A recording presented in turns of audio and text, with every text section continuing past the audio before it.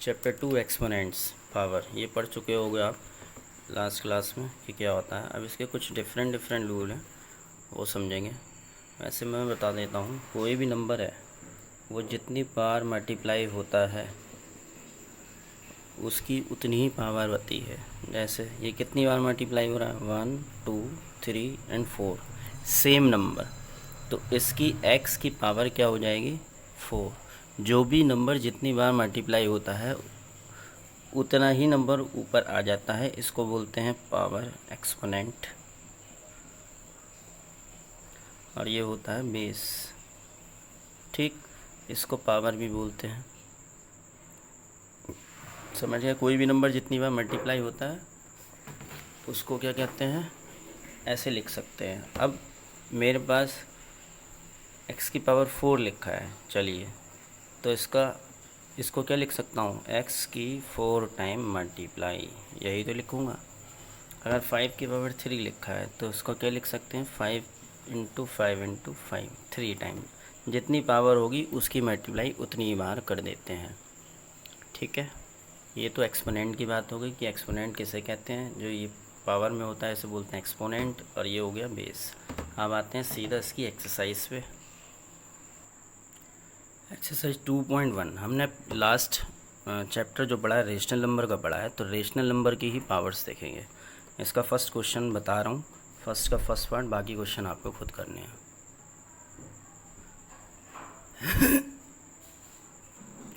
Rational number क्या है, तो रेशनल नंबर की पावर देखेंगे। मैंने भी बताया जिसकी पावर, कोई भी नंबर है जिसकी पावर जितनी होती है उसको उतने टाइम लिख देते हैं। इसका फर्स्ट क्वेश्चन ऐसे दे रखा है, इसको सॉल्व करना है। कितनी पावर है, 3, पूरे की 3/4 की पावर 3 है, तो इसको कितने टाइम लिखूँगा, 3 टाइम। 3/4 into 3/4 into 3/4। ठीक है, अब इन सब की मल्टीप्लाई, अगर कुछ कट रहा होगा तो काट देंगे, वैसे बाकी मल्टीप्लाई कर देंगे, नहीं कटेगा तो मल्टीप्लाई, यही आंसर। फर्स्ट पार्ट पूरा ऐसे ही होगा। अब आते हैं इसके सेकंड पार्ट पे। सेकंड पार्ट ये कह रहा है कि 81/625 इसको पावर नोटेशन में लिखना है। तो पावर नोटेशन में लिखने के लिए जो न्यूमरेटर है इसको अलग फैक्टर करेंगे और 625 इसके अलग फैक्टर करेंगे। कैसे, अगर मैंने 81 के फैक्टर, जैसे एलसीएम लेते थे वैसे ही, लेकिन यहाँ एलसीएम नहीं है, ये फैक्टर है, इसके फैक्टर कर लेंगे। सबसे छोटा नंबर जो 81 डिवाइड हो जाए 3 से 27 टाइम, फिर 3 से 9 टाइम। ठीक है, इसको क्या लिख सकता हूँ मैं, 3 इंटू 3 इंटू 3 इंटू 3। ठीक है, अब 3 इंटू 3 इंटू 3 को क्या लिख सकते हैं, 3 की पावर 4। ऐसे ही 6 to 5, 5 से जाएगा क्योंकि इसके लास्ट में 5 है।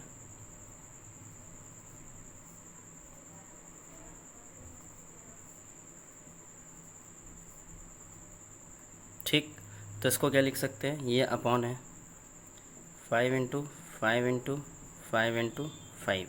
ठीक, और ये 4 टाइम्स है तो इसको 5 की पावर 4 लिख सकते हैं। अब दोनों की पावर देखो सेम है, इसकी पावर 3 की पावर 4 है, इसकी पावर भी 4 है, तो मैं 3/5 दोनों की पावर 4 लिख सकता हूँ। बस ऐसे ही करना है आपको।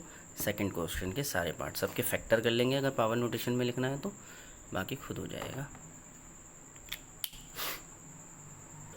अब इसका थर्ड का फर्स्ट पार्ट है, बाकी सारे क्वेश्चन इसके बाकी पार्ट जैसे मैं बता रहा हूँ वैसे ही होंगे। 3/7 की पावर 2 है, लिख लो 3/7 इन 3/7, ऐसे लिख सकता हूँ मैं 2 टाइम, जितनी पावर है उतनी बार मल्टीप्लाई करके। ऐसे इसको लिख लो 14/9 एंड 14/9, ऐसे लिखूँगा। अब जो भी डिवाइड हो सकता है उसको डिवाइड कर देंगे। 7 से ये 14 2 टाइम, इस 7 से 14 2 टाइम, ऊपर और नीचे एक ही नंबर से डिवाइड करते हैं। अगर 2 से कर रहे हैं तो नीचे भी 2 से करना पड़ेगा, ऊपर भी 2 से। ठीक है, अगर एक ही नंबर से करना है, 3 से ये, 3 से ये 3, क्या क्या बचा, ऊपर ये माइनस और ये माइनस, तो माइनस का 2 और माइनस का 2, और नीचे क्या बचा, 3 इंटू 3। अब कुछ भी डिवाइड नहीं हो सकता, माइनस माइनस प्लस 4/9, ऐसे ही होंगे। सारे क्वेश्चन थर्ड पार्ट के। इसका फोर्थ पार्ट है रेसिप्रोकल इन्वर्स। इन्वर्स रेसिप्रोकल को इन्वर्स भी बोलते हैं, और इन्वर्स से आप समझ गए होंगे उल्टा। मुझे इसका रेसिप्रोकल निकालना है, तो रेसिप्रोकल में आपको कुछ नहीं करना, बस जो भी आपके पास नंबर है, फ्रैक्शन नंबर है, रेशनल नंबर है, कोई से भी नंबर हो, जस्ट उसको उल्टा कर दीजिए। जिसके नीचे कुछ नहीं होता उसके नीचे 1 होता है, पता ही है आपको। तो इसका रेसिप्रोकल क्या होगा, लिखना रेसिप्रोकल ऑफ -7 क्या होगा, 1/-7 ऐसे लिखेंगे। लेकिन 1 को कितनी भी बार लिख लो 1 ही आता है, तो इसको क्या लिखेंगे 1/-7 यही होगा इसका रेसिप्रोकल। रेसिप्रोकल में आपको सारे पार्ट, इसके फोर्थ के सारे पार्ट ऐसे ही होंगे। अब इसका फिफ्थ पार्ट है। फिफ्थ का फर्स्ट बता रहा हूँ, बाकी क्वेश्चन आपको खुद करना है। 6 का स्क्वायर -4 का स्क्वायर इंटू 1/40। तो आपको क्या करना है, सबसे पहले जो ब्रैकेट में है इसको सॉल्व कर लीजिए, उसके बाद मल्टीप्लाई करेंगे। कर लीजिए। 6 का स्क्वायर कितना होगा, 6 × 6 36। 4 का स्क्वायर 4 × 4 16 इंटू 1/40। इसमें से इसको माइनस किया 20, 1/40 ये आ गया 20, इसकी जगह क्या आ गया 20। अब वही सेम थिंग, अगर 20 × 40 डिवाइड हो सकता है तो डिवाइड कर देंगे, 1/2 आंसर। इसी तरीके से आपका फर्स्ट के और पार्ट होंगे, बट आपको ध्यान रखना है जो पार्ट सॉल्व हो सकता है पहले उसको सॉल्व करेंगे। जैसे इसको सॉल्व कर लिया मैंने ऐसे, और बाकी अगर डिवाइड हो रहा है तो डिवाइड कर देंगे। ये पूरा चैप्टर नहीं, ये एक्सरसाइज पूरी फिनिश। बाकी आपको होमवर्क के लिए